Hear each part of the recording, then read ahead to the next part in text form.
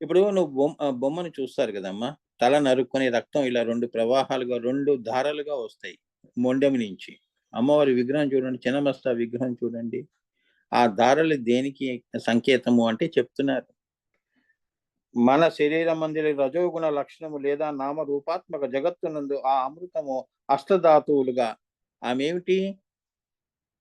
ఈ యొక్క అమృతాన్ని అష్టధాతువులు అదే హ్రీంకారాసన గర్భితాన రసికాం అన్నాం కదమ్మా! అది ఈ యొక్క ఈ రక్తధారలు దేనికి సంకేతము అంటే ఇది అష్టధాతువులుగా తయారై స్థూలంలో మనకి రక్తము, మాంసము, మేధో, మజ్జ, అస్థి ఇత్యాదులుగా మారటము ఒక చిన్న మస్త కిందకొస్తున్నప్పుడు సృష్టి క్రమంలో. లేకపోతే మనం ఎలా వస్తాం? ఆ అమృతం వల్లనే మనం ఇంత అష్టధాతువుల వలన మన మాంసము, మజ్జ, మేధ ఇవన్నీ ఉన్నాయి కాబట్టి నీకు శరీరం అనేది ఏర్పడింది. అది ఒక చిన్న మస్త. అయితే ఊర్ధ్వములో అమృతముగా మారటము, అమృతాన్ని అష్టధాతువులైన రక్తాన్ని రెండిటిని కూడా ఈ భువనమునందు తాను పంచగలిగేది లేదా దాన్ని లయింపజేయగలిగేది చిన్నమస్త. ఈ ఆనందాన్ని గూడా పైన ఆనందాన్ని గూడా లయింపజేయటం. అంతే గదా! నీలో ఆత్మని తీసుకెళ్ళి ఆమెలో కలుపుకోవటం అదొక ఆనందము. ఇందులో కింద మాయలో ఇక్కడ శరీరం సృష్టిలో ఇదొక ఆనందం. ఇదొక కళ. ఆజ్ఞాచక్రంలో చిత్కళ అవుతుంది గదా! ఆ చిత్కళ ఒకటి. అదొక ఆనందము. కింద బ్రహ్మానందము, జీవానందము ఈ 2 తానే అయి ఉన్నది అని జెప్తున్నారమ్మా సింపుల్. లేకపోతే నీకు ఆనందం అంటే నీకేం తెలుసు? ఈ అష్టధాతువుల రక్తము, మాంసము, మేజ, మధు, మేధ ఇవన్నీ గూడా నీ శరీరం ఇవ్వటానికి అమ్మవారు స్థూలములో ఇవన్నీ ఈ 2 ధారలు దేనికి సంకేతము అంటే ఒకటి కిందకి, ఒకటి పైకి. అంటే 2 ఆనందాలు గూడా తానే కూర్చొని ఉన్నది, తానే అయి ఉన్నది అని అర్థం చేసుకోండి. ఇప్పుడు అర్థమవుతుందా?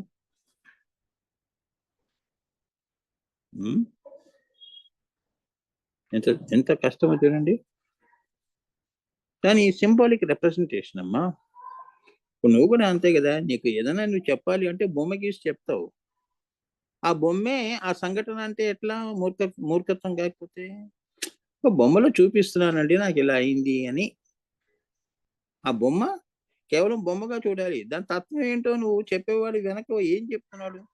ఏం జరిగింది? అసలు తత్వం ఏమిటి? అది నువ్వు ఆలోచన జేయాలి. అది పెంచుకోవటం అంటే. నిన్ను నువ్వు పెరగటం అంటే అది పెంచాలి. అంతేగాని శరీరం పెంచితే ఏమొస్తుందమ్మా? వయసొస్తుంది. చెట్టుకి గూడా ఉంది గదా! 300 సంవత్సరాల చెట్లు ఉన్నాయి. 1000 సంవత్సరాల చెట్లు ఉన్నాయి. ఏం లాభం? అందుకే జీవుడనేవాడు నీకు మంచి అవకాశం. ఉన్న 50 ఏళ్ళు గాని, 100 ఏళ్లలో నువ్వు తెలుసుకొని అమ్మ దగ్గరికి వెళ్ళటం, ధ్యేయం వైపు వెళ్ళిపోవటం. కుండలినిని చిన్నమస్తా చేసి, చిన్నమస్తాని ప్రచండ రూపంలోకి తెచ్చుకొని, ఆ మూలంలో సహస్రార కమలంలో నువ్వు లయాన్ని పొందటం అనేది ఈ చిన్నమస్తా యొక్క ఈ ప్రచండ చండీ యొక్క నువ్వు ప్రచండ చండీ కావాలి. చిన్నమస్తా అయిపోయావు. జీవన్ముక్తి అయిపోయింది. ఇప్పుడు నీకు లయం కావాలి. ఆత్మకి లయం కావాలి కదా!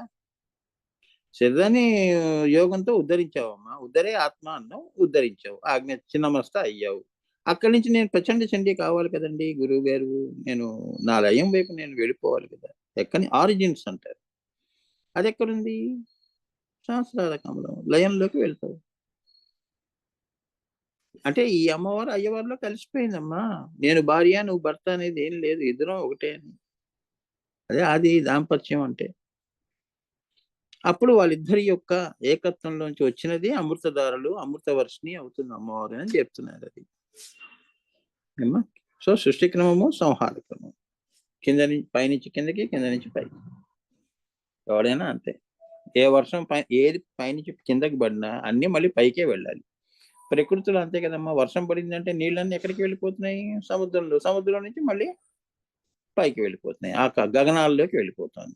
మళ్ళీ ఆ ఋతువులు అవన్నీ వచ్చినప్పుడు మళ్ళీ వర్షిస్తుంది. అట్లా ఈ జీవులు కూడా ఈ జీవన మరణ చట్రంలో తిరుగుతూ ఉంటారు. సో బతికుండగాని తెలుసుకొని ఈ స్థూలమైన ఆకాశాన్ని దాటటము అంటే ఆజ్ఞాచక్రం దాటటం. ధ్యేయం వైపు నీ జీవితాన్ని నడిపించు, తెలుసుకో అని ఇది ఒక ప్రచండ చండీ యొక్క అమ్మవారి యొక్క ఒక గీత భగవద్గీతలో.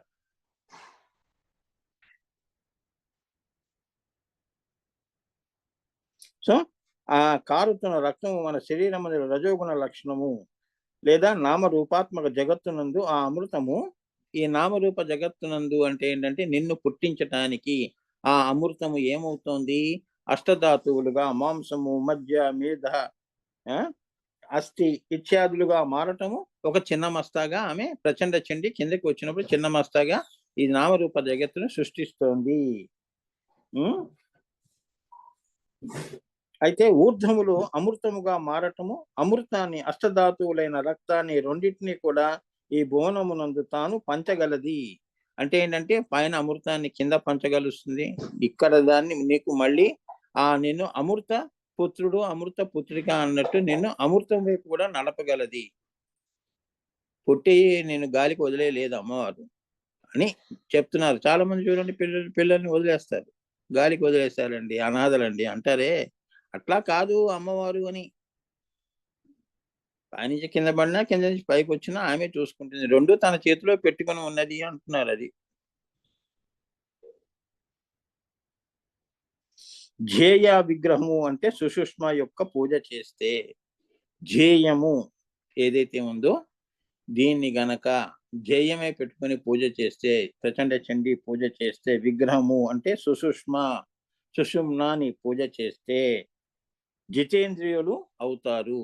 అంటే జితేంద్రియులు అంటే ఇంద్రియ గ్రామం ఏదైతే ఉందో దాన్ని నువ్వు జయిస్తావు. అటువంటి వరాన్ని నీకు అమ్మవారు ఇస్తుంది అని. అందుకని ప్రచండ చండీ ఉపాసకులు చూడండి, వాళ్ళు జితేంద్రియులు. అందుకే పేర్లు కూడా పెట్టుకుంటారు, జితేందర్ అని పేరు పెట్టుకుంటారు. అంటే అంటే ఈ యొక్క ఇంద్రియ గ్రామాన్ని కంట్రోల్లో పెట్టే తల్లి. అర్థమైందా? దేని వెంట పడితే దాని వెంట నిన్ను పంపించదు, నిన్ను కంట్రోల్లో పెడుతుంది, జితేంద్రియత్వం అనేది ఇస్తుంది అని. ధ్యేయ విగ్రహము అంటే సుషుష్మ యొక్క పూజ చేస్తే జితేంద్రియులు అవుతారు. అంతేకాదు అట్టి సిద్ధుని యందు భగవతి ఆవహించి ఉంటుంది. వాడు చూడండి, ఇప్పుడు కాళీ ఉపాసన చేసే వాళ్ళు ఒంటి మీద అచ్చు కాళీ అమ్మవారిని చూసినట్టే ఉంటుంది. వాళ్ళు పెద్ద బొట్టు పెట్టుకొని అచ్చు అమ్మవారి రూపంలో ఉంటారు వాళ్ళు. అంటే ఆయన మీద అంతా కూడా స్థూలము, సూక్ష్మము, సూక్ష్మతనము, ప్రాణము కూడా ఈ రూపాలన్నీ కూడా ఈ తల్లి ఆవహించి ఉంటుంది. వాడు చేసుకున్నంత కాలం వాడిని ఆవహించి ఉంటుంది. అందుకే వాళ్ళు సిద్ధత్వం పొందారండి. కాళీ సిద్ధి పొందాడండి, కాళీ అనుగ్రహం పొందాడు. అలా సిద్ధులు చేసే సిద్ధ ఆరాధన ఏదైతే అట్టి సిద్ధుని యందు భగవతి ఆవహించి ఉంటుంది. సిద్ధులు చేసే సిద్ధ ఆరాధన చిన్నమస్త అనబడే ప్రచండ చండిక పద్ధతి. సిద్ధుల కోసము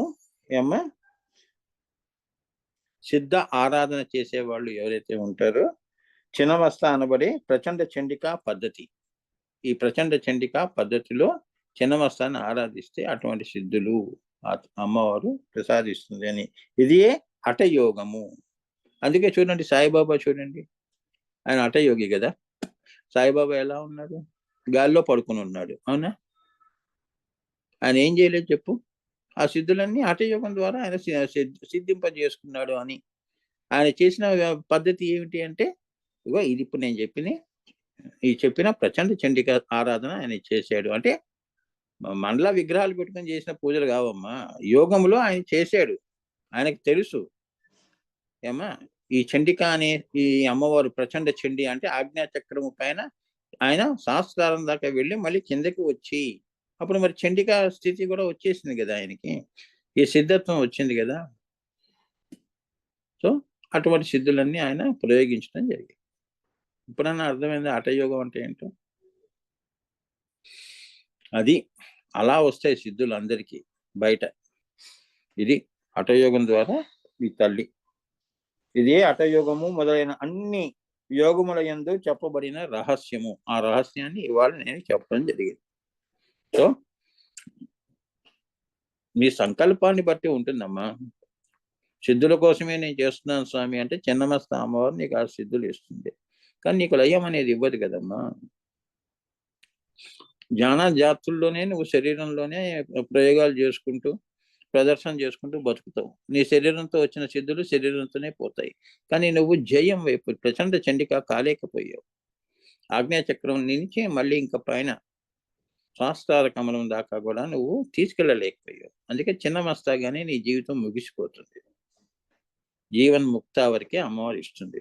మళ్ళీ అక్కడి నుంచి మళ్ళీ నువ్వు ఇంకా లోకాలు ఉంటాయి. ఏమ్మా ఈ దేవయానం అంటే ఏమిటి? వీళ్ళందరూ ప్రచండ ఆ మార్తాండ భైరవుడు అనేవాడు ఉంటాడు కదా. ఇప్పుడు వీళ్ళందరూ జీవన్ముక్తి అన్నారు కదా, మరి వీళ్ళ పరిస్థితి ఏంటి స్వామి అంటే, వీళ్ళందరూ కూడా ఏమ్మా మనం కూడా చాలా మంది ఇక్కడ నేను ఎంతో చేశానండి అన్నయ్య వాళ్ళందరూ కూడా అసలైన వాళ్ళు ఏంటంటే ప్రచండ చండికాన్ని సరిగ్గా పూజ చేస్తే మార్తాండ భైరవుడు ఎవరైతే ఆదిత్యుడు ఉన్నాడో అది దేవయానానికి ప్రవేశ ద్వారము. అందులో ఉన్న బిందువు డాట్ అంటారు. ఆ డాట్ ఇటువంటి సిద్ధులు ఎవరైతే ఉంటారో ప్రచండ చండిక అనుగ్రహాన్ని పొందిన వాళ్ళందరూ దేవయాన మార్గంలో వెళ్ళిపోతారు పైలోకాలకి, అమ్మవారి దగ్గరికి. ఇది రహస్యం అమ్మా. దాని చుట్టూ ఆయన కిరణాలు ఉంటాయి చూడండి, దాని చుట్టూ తిరుగుతూ ఉంటారు కొందరు. అంటే లోపలికి ప్రవేశం ఉండదు. ఆ మాత్రం పుణ్యం ఉంది కాబట్టి వాళ్ళందరూ ఏమిటి, వీళ్ళు పితృయానంలోకి వెళ్ళిపోతూ ఉంటారు, లోపలికి వెళ్ళలేరు. ఆ చుట్టూ ఆ యొక్క సూర్యుడి చుట్టూ కిరణాల చుట్టూ తిరిగి అది కూడా ఇప్పుడు నేను చెప్తాను. అది అమ్మా ఇవన్నీ రహస్యాలు. అమ్మా ఇవి ఎక్కడ కూడా మీరు ప్రదర్శన కానీ దీని వైపు మీరు ఆలోచన కానీ తెచ్చుకోకండి. ఎప్పుడూ ప్రచండ చండీని పెట్టుకొని లయాన్ని పెట్టుకొని మీరు పూజ కానీ ఉపాసన కానీ చేయండి. ఇది నా యొక్క సందేశం. సిద్ధుల కోసము, ప్రదర్శన కోసము, పేరు కోసము, డబ్బు కోసము, ప్రతిష్టల కోసము ఇటువంటి మార్గం అవలంబించొద్దు. ఎందుకంటే నీ గురువు సద్గురువుగా సద్గురు సాంప్రదాయాల్ని అనుసరిస్తూ నేను ఇచ్చే సందేశం ఏంటంటే లయాన్నే పెట్టుకోండి, శూన్యాన్నే పెట్టుకొని చేసుకోండి. ఎందుకంటే శరీరంతో వచ్చినవన్నీ శరీరంతోనే పోతాయి. ఏమిటి సిద్ధులే కాదు, మన పిల్లలు కానీ భార్య కానీ శ్మశానం వరకే అన్నట్టు సిద్ధులు కూడా అంతే. నువ్వు బతుకున్నంత వరకు నేను దేవుడు అంటారు, తర్వాత మర్చిపోతారు. సో ఇంతవరకు ఆధ్యాత్మికాన్ని తెలుసుకున్నాం. ఇదంతా ఆధ్యాత్మికం కదండి అని అది తెలుసుకున్నాం. అతఃపూర్వము అంటే ఇంతకుముందు ఆది దైవతాన్ని గురించి కూడా తెలుసుకున్నాం. ఆది దైవతం అంటే ఎవరో కాళీ అమ్మవారు అని మనం తెలుసుకున్నాం కదమ్మా. ఇప్పుడు ఆది లోకాన్ని గురించి తెలుసుకుందాము. పై లోకం ఎలా ఉంటుందో తెలుసుకోవాలి కదా, ఆ లోకాన్ని గురించి తెలుసుకుందాం. ఆ తెలుసుకోవాలి అంటే ప్రతి ఉపాసనకి కూడా ఇప్పుడు చెప్తున్నారు చూడండి, ఎందుకు కిందకు వస్తున్నారు కొందరేమో దేవయానం వైపు ఎలా వెళ్ళిపోతున్నారు అనే దాని గురించి చెప్తున్నాడు. ప్రతి ఉపాసనకి కూడా సకామ నిష్కామ అని రెండు ఉంటాయి. సకామము నిష్కామము. నువ్వు నిష్కామ మార్గంలో వెళ్తే సూర్యుడి మార్తాండ భైరవుడి యొక్క బిందువులో నుంచి ఓం భూ ఓం భువ ఓం శువ ఓం మహ సత్యలోకము సత్యలోకం పైన అమ్మవారి త్రికోణము బిందువు అలా వెళ్ళిపోతావు లయంలోకి. మహాలయ అమావాస్య అంటారు చూడు, అలా వెళ్ళిపోతావు. సకామం పెట్టుకున్నావు, నాకు ఈ సిద్ధి కావాలి, నేను ఇది ప్రదర్శన చేస్తాను, నాకు ఈ కోరిక ఉంది అని పెట్టుకుంది సకామము కదా. రెండు విధాలుగా ఉంటాయి, సకామ నిష్కామము అని రెండు ఉంటాయి. సకామ ఉపాసనను పితృయానము అంటారు. ఏమంటారు? పితృయానము అంటారు. నిష్కామ ఉపాసనని దేవయానము అంటారు. ఓకే, కోరిక పెట్టుకుని ఉపాసన చేస్తే ప్రచండ చండి అని పితృయానం వైపు వెళ్తావు. నిష్కామంగా చేసావనుకో దేవయానం చేస్తావు. ఆదిత్య లోకం నుంచి పై లోకాలకి అమ్మవారి దాకా కూడా వెళ్తావు అని చెప్తున్నారు. ఏమో పితృయానము అంటే మనలోని ప్రాణము, దేవయానము అంటే మనలోని సుషుష్మ. మరి నువ్వు ప్రాణాన్ని పట్టుకుంటే పితృయానం. ఏమో సుషుష్మని కుండలిని, సుషుష్మ అంటే మధ్య సరస్వతి అమ్మవారిని పట్టుకున్నావు, గంగా యమున కాకుండా సరస్వతిని పట్టుకున్నావు అనుకో, నీవు దేవయానంలోకి వెళ్తావు అని.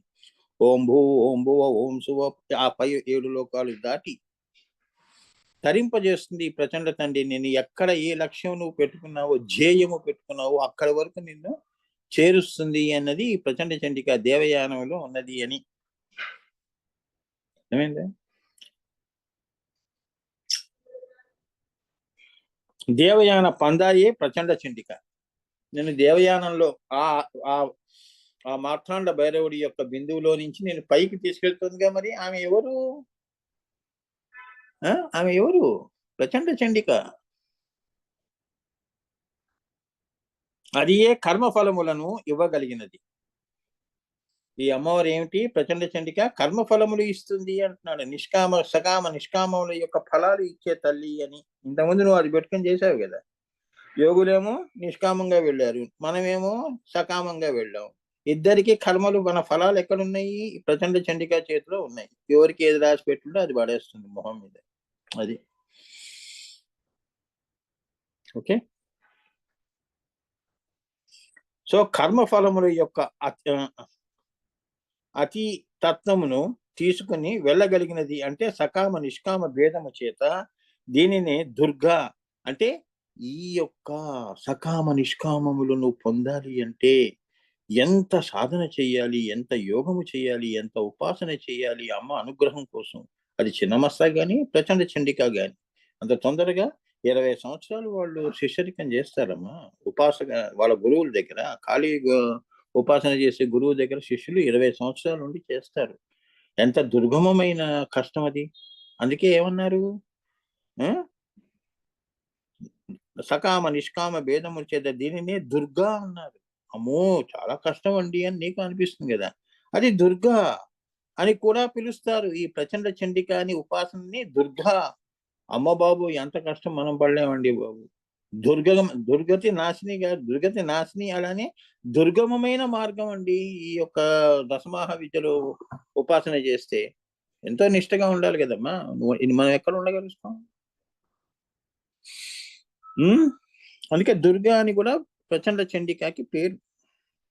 దుర్గా అని కూడా పిలుస్తారు. ఎందుకంటే అసమర్థుడై శ్రద్ధ విశ్వాసములు లేని ఉపాసకునకు కూడా ఇది అందబడే గమ్యము కాదు కాబట్టి.